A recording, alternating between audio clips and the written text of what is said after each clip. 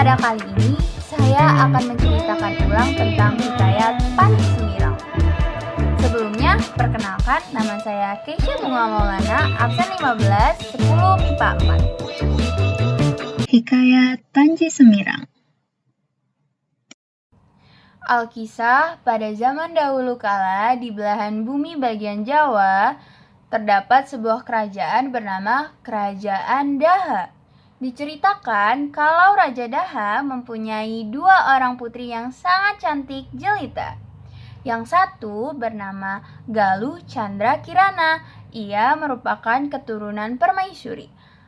Orang-orang di istana sangat menyukai Galuh Chandra Kirana karena perangainya yang lemah lembut, tutur katanya yang sopan dan santun kepada siapa saja. Yang satunya lagi bernama Galuh Ajeng. Ia merupakan keturunan dari selir raja yang bernama Paduka Liku. Warga seisi istana banyak yang tidak suka kepada Galuh Ajeng karena perangainya yang buruk dan selalu iri kepada kakak tirinya. Baginda Raja Daha mempunyai 3 saudara. Salah satunya menjadi raja di Kahuripan. Raja Kahuripan ini mempunyai putra bernama Raden Inu Kertapati. Raja Kahuripan ingin sekali Raden Inu Kertapati mendapatkan jodoh yang pantas. Setelah memilih sana-sini, mencari sana-sini, akhirnya Raja Kahuripan memilih Chandra Kirana menjadi calon menantunya. Setelah beberapa hari, Raja Kahuripan mengirim utusan ke Kerajaan Daha untuk meminang putri Galuh Chandra Kirana dan dijodohkan dengan putranya Raden Inu Kertapati. Pinangan tersebut tentu saja diterima oleh sang Raja Daha dan para rakyatnya, kecuali Paduka Liku. Paduka Liku merasa iri, dan keirian inilah menimbulkan niat jahat pada dirinya. Salah satu niat jahatnya yaitu menyingkirkan permaisuri serta Galuh Chandra Kirana agar ia bisa menggantikan kedudukan sebagai permaisuri dan Galuh Ajeng dapat dijodohkan dengan Raden Inu Kertapati. Untuk melaksanakan niat jahatnya itu, Paduka Liku pada suatu hari membuat tapai yang dicampur racun dan disuruhnya seorang dayang untuk memberikan tapai itu kepada permaisuri. Permaisuri dengan senang hati menerima pemberian tapai tersebut tanpa ada rasa curiga. Selain itu, Paduka Liku juga menyuruh adiknya untuk meminta guna-guna kepada seorang petapa sakti agar raja tambah sayang kepadanya. Ketika permaisuri mencoba tapai yang dibuatnya, tubuh permaisuri tiba-tiba kejang, matanya mendelik dan mulutnya berbusa. Dayang-dayang jadi panik. Chandra Kirana menjerit-jerit ketika melihat keadaan ibunya. Permaisuri meninggal seketika itu juga. Seisi istana jadi sedih dan berduka, termasuk Mahadewi, selir baginda yang lain. Ia merasa sedih atas kematian permaisuri ketika raja dengan tergompoh-gompoh datang dan sangat marah kepada Paduka Liku atas bencana yang ditimbulkannya. Tetapi setelah berhadapan dengan Paduka Liku, baginda berubah sikap menjadi tenang dan tetap ramah kepadanya. Kabar tentang meninggalnya permaisuri kerajaan Daha sampai ke Kahuripan. Baginda Raja Kahuripan merasa kasihan kepada Chandra Kirana. Untuk menghiburnya, Baginda Raja Kahuripan mengirimkan bingkisan kepada calon menantunya itu. Ia menyuruh putranya, Raden Inu Kertapati, untuk membungkus 2 buah boneka. Satu dari emas yang dibungkus dengan kain biasa dan satunya lagi dari perak yang dibungkus dengan kain sutra yang sangat indah. Setelah bingkisan itu tiba di Daha, baginda menyuruh Galuh Ajeng memilih lebih dahulu.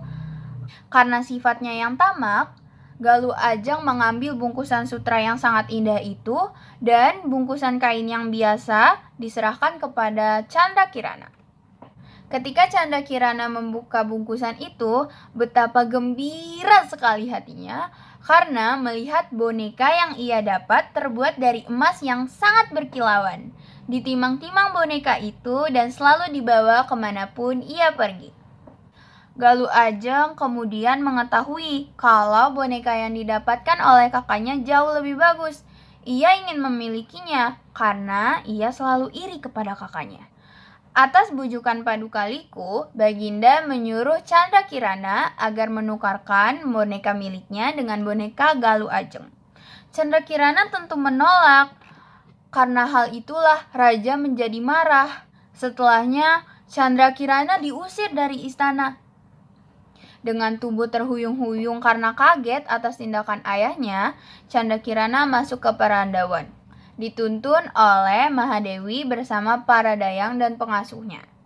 Keesokan harinya, menjelang subuh, Candrakirana dan para pengiringnya meninggalkan istana pergi tanpa tujuan. Maka sampailah Candrakirana beserta para pengiringnya di perbatasan antara Kerajaan Daha dan Kerajaan Kahuripan. Candrakirana memutuskan untuk menetap di perbatasan tersebut dan membangun kerajaan kecil atas kesepakatan para pengiringnya.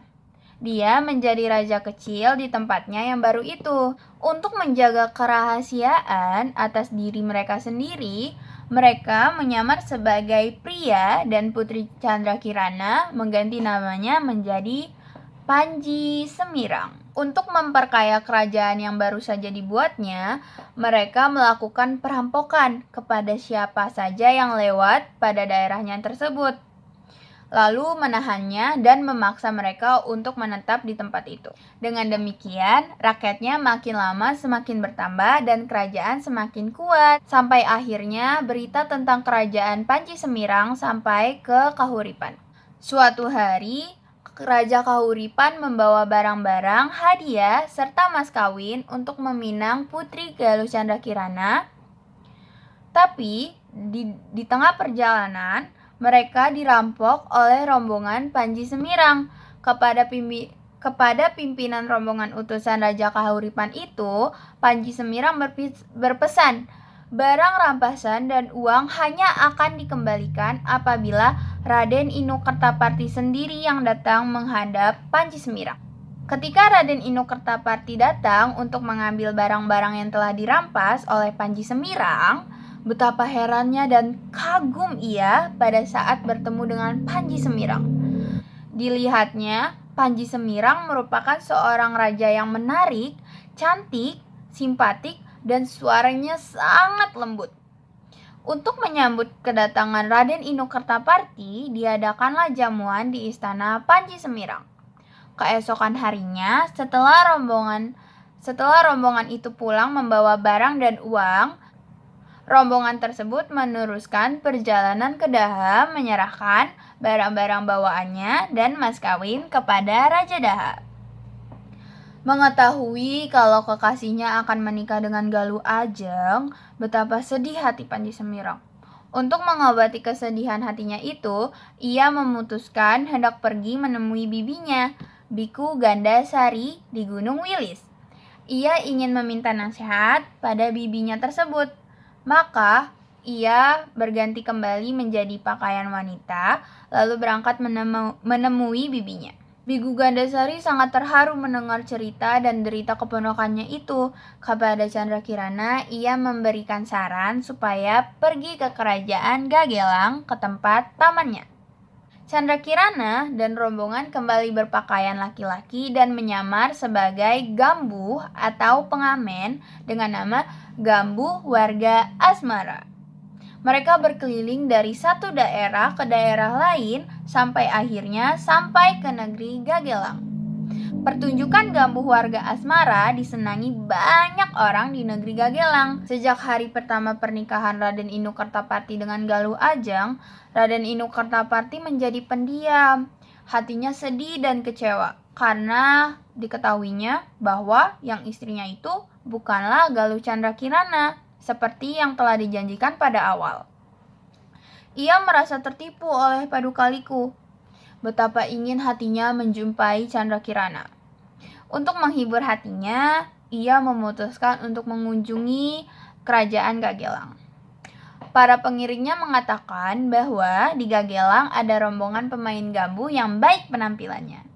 Raden Inu Kertapati senang mendengarnya dan berharap bisa menonton pertunjukan gambuh tersebut karena ia memang butuh hiburan. Ketika menyaksikan pertunjukan gambuh warga Asmara, Raden Inu Kertapati sangat tertarik dan sekaligus merasa terharu.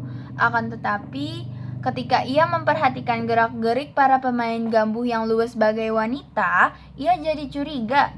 Bahkan, rasa-rasanya ia pernah melihat wajah-wajah mereka. Karena hari telah larut malam, maka rombongan itu disuruh menginap di dalam keraton.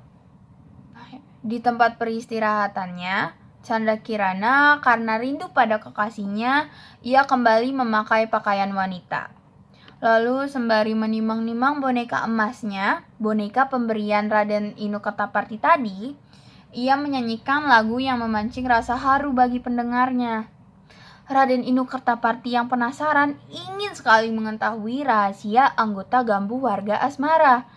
Diam-diam, ia mengintip di tempat peristirahatan mereka.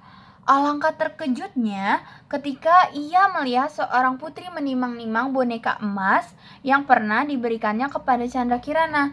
Rasa curiganya dan penasaran terjawab sudah. Tanpa ragu lagi, ia memastikan bahwa wanita yang sedang bernyanyi sembari menimang-nimang boneka emas itu tak lain adalah Candrakirana yang sedang ia cari-cari selama ini. Dengan hati yang sudah tak sabar lagi, pintu kamar segera ia buka. Dan bertemulah sepasang kekasih itu untuk saling melepaskan rasa rindu yang telah lama terpendam. Setelah pertemuan yang tak disangka-sangka, Galuh Candrakirana segera diboyong ke istana Kahuripan. Kepada ayahandanya, Raden Inu Kertapati menceritakan apa sebenarnya yang telah terjadi. Dan Candrakirana memohon maaf atas semua kekeliruan yang pernah ia buat. Setelah itu, Baginda Raja Kahuripan segera mempersiapkan upacara resmi pernikahan Raden Inu Kertapati dengan Galuh Candrakirana. Padukaliku yang mendengar berita pernikahan itu menjadi kecut hatinya. Baginda Raja Daha sudah tak mau lagi memperdulikan selirnya itu. Karena itu, Padukaliku menyuruh adiknya untuk meminta ajimat atau guna-guna kepada petapa yang dulu pernah diminta pertolongannya. Tetapi sayang, untung tak dapat diraih, malang tak dapat ditolak. Di tengah perjalanannya, adiknya itu disambar petir dan meninggal dunia. Padukaliku putus asa lalu bunuh diri. Tamat. Kira-kira itulah hikayat yang telah saya ceritakan ulang kepada kalian semua. Semoga hikayat ini memberikan manfaat kepada kalian semua. Terima kasih telah menonton video ini. Saya Kesha pamit undur diri. Wassalamualaikum warahmatullahi wabarakatuh.